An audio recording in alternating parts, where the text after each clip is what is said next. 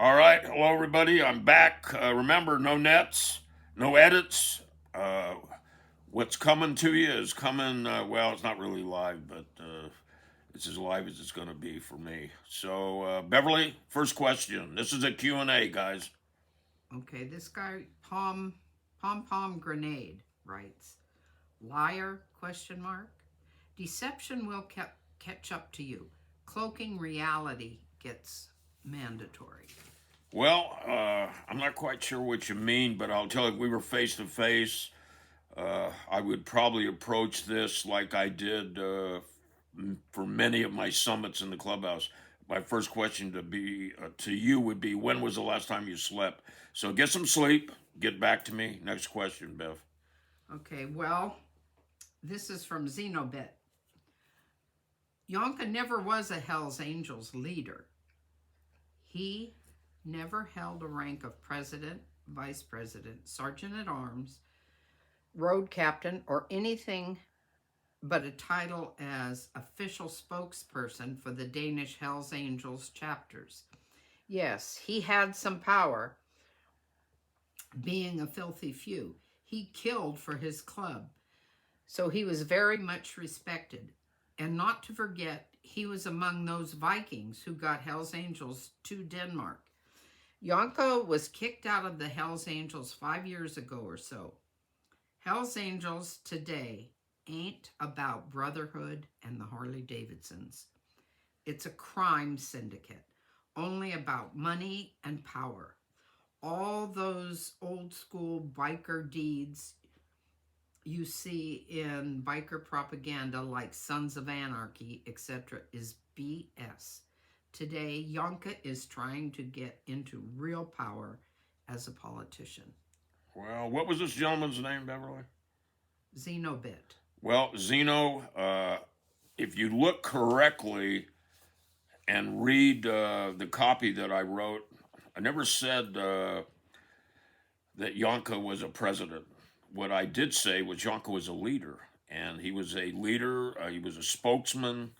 Uh, you know, I think you could be wrong, but I'm not going to argue with you. I'm not going to call you misinformed or whatever. I think he might have been president when he killed Macro, but I could be wrong. But he was a leader. When you become a figurehead for the club, you become a de facto leader, and that's really what Yonka was. And as far as the comments about Sons of Anarchy and the criminal empire and whatnot, you know what, man? You sound like you might be a cop. So I'm not over there. I don't know what's going on, and I'll take the position that the Hell's Angels in Europe are similar to the Hell's Angels in the United States. They're not a criminal organization; they're an organization with criminals in it. Let's move on. Next question. Okay, this is guest U5C. Are some clubs taking money from government agencies to destroy clubs? Why did the Denmark Banditos let England take in a known bisexual Paul Hartley into the club, who was in various other clubs over time, taking Banditos from almost 100 members to 4 over a very short time? Well, we got a couple of issues going here, and I think anytime someone is an informant and they take money, they are taking money to disband the clubs or interrupt the clubs or injure the clubs. Also, the United States government gives grants to different countries. I know at one point I was refused entry into Amsterdam, and the FBI made it very clear that if they allowed me entry into that country, they were going to cut their funding off. Now, as far as homosexual behavior, what's it got to do with me, you, or the outlaw bike culture? I mean, if this guy knows something in the privacy of his own home, does it really affect you or does it excite you? Okay, move on. Okay, Andy 8X. It is so funny that Christie is praising Yonka's first book from back in the day. Reading Yonka's first book he wrote was after getting booted from the Hells Angel. It's interesting when the author himself ends up hating his first book. Well, I'm going to let Do you want me to read? Yonka responds, right? Yeah, Yonka Let's let responds. Yonka speak for himself, and then maybe I'll make a couple comments. Okay, Yonka responds, and then I'll read you Andy's response to His Yonka. re-response. Yonka writes, "Do I look like I hate my first book? It became a bestseller, and I just republished it in Denmark 1 year ago." And then Andy says, "Let me put it another way.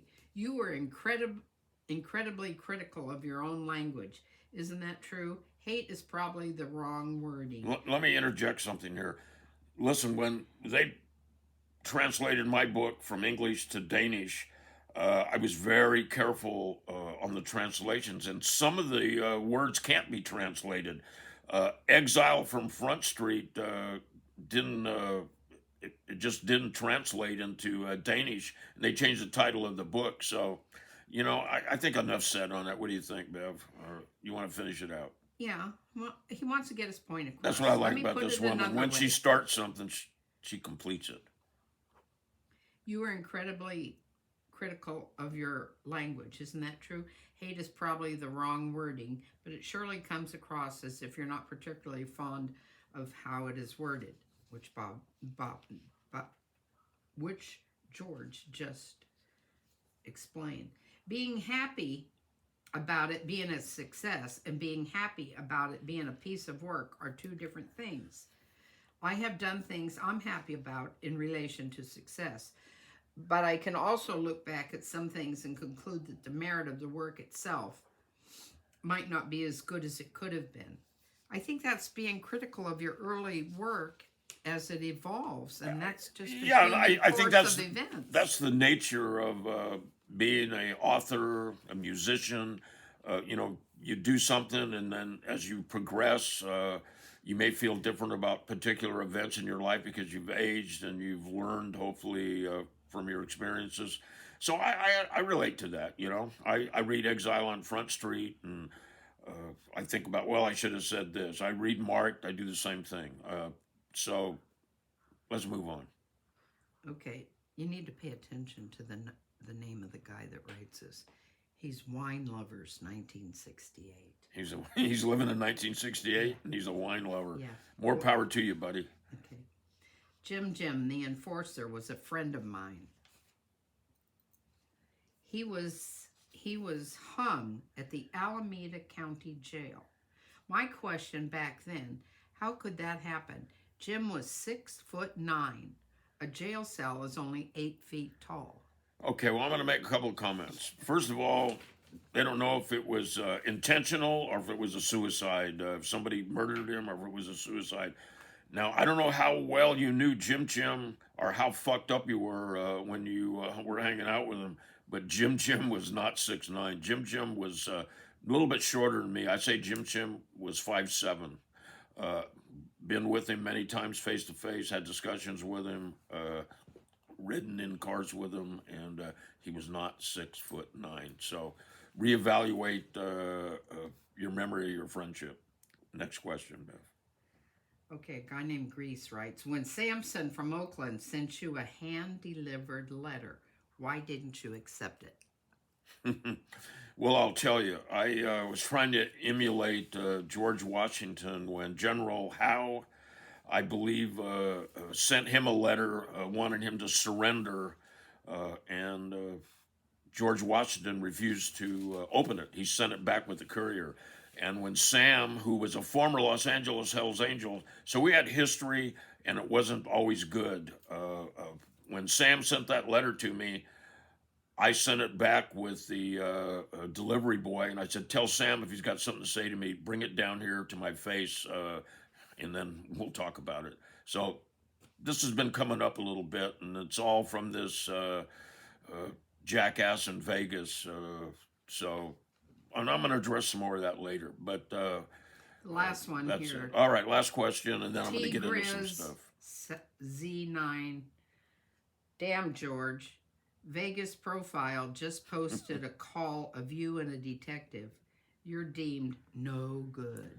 Well, I may be deemed no good by that character in Vegas and perhaps you, but I'm not going to lose any sleep over it, because what you have to understand is When you deal with law enforcement, when you deal with other bike clubs as a leader of any outlaw organization, you're going to have dialogues with cops. Now, I didn't do anything that got anybody in trouble, put anybody in jail, got anybody a beef. What I was trying to do is I was trying to recover that club property that these sheriffs had taken. So if you take exception to me representing the Hells Angels and trying to get our property back at that particular point in time, I just tell you to lump it, man. And if it's really, really bothering you, you can come and look me up and we can sit down face to face and talk to it.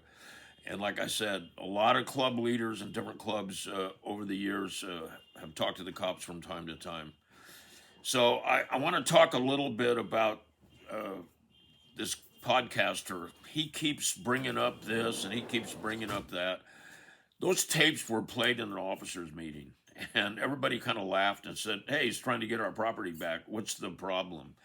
So this was really a instigation from Sonny because I had exposed him making that 911 call, and I wasn't even against Sonny about that 911 call. He called 911 because his wife was injured. The problem I had was once the emergency personnel got the information, he continued to talk. If he would have talked to them on general terms, I wouldn't have had a problem. But he said that his ex-wife tried to run him off the road. She had a gun in her car. She could have been on drugs. He wasn't. He went on and on. I could break it all down for you. I never thought Sonny was going to testify anybody. Sonny was trying to get his ass out of a jam.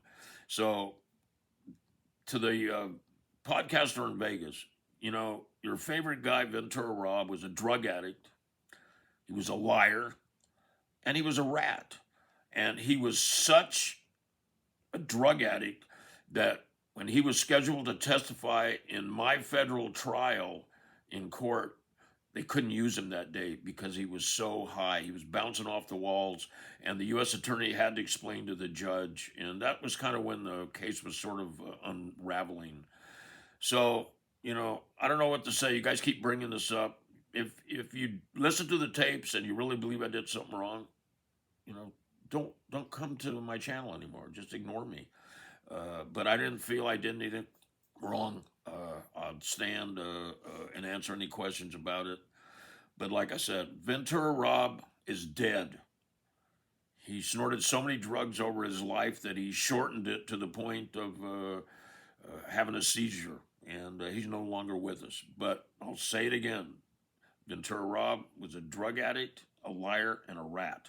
So my last point today is I've been doing a lot of different stories on obscure members, and it looks like this in artificial intelligence, AI is putting information that I put out there, putting it into a story form, and coming back with a story that's really, really, really inaccurate. And, hey, if they're copying me, I guess it's a form of flattery. I don't have a problem. They can continue to do whatever they want. People have, said, George, you need to stop it. Well, I'm not going to try to stop it. It just is what it is. But I want to say this for the record. This is about Cave Dave. Cave Dave did not disappear.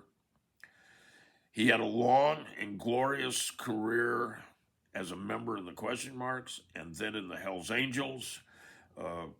His tenure in the outlaw world goes back to the early 60s. He was born, everyone knows where he was born. He was born in Oxnard, and he died in Oxnard. He's buried in a cemetery, in a Catholic cemetery in Oxnard with his mom. It was his mom's wishes. And his Hells Angel funeral was huge. The last living active Question Mark actually attended it. I was there. It was a big deal. It was a very sad event for me. David Ortega and I went back many, many, many years. And, if these podcasters want to put all this stuff up and they're inaccurate stories, it is what it is. We can't stop it. That's the world we live in nowadays. So, look, got another Speak of the Devil coming up here, episode 30. This is number 30, and maybe 35 or 36 episodes. We're getting near the end, but we'll continue to come up with stuff. I got some new interviews on the horizon. I'm not going to tell you who they are. I'll wait till I get them locked in and then go there. But I appreciate everybody coming here. Appreciate you subscribing if you can take the time to do that. And I appreciate the positive input, even the negative input. If you disagree with me, that's cool. But if I talk shit about you, don't start crying. All right? Okay, everybody. I'll see you next time I see you.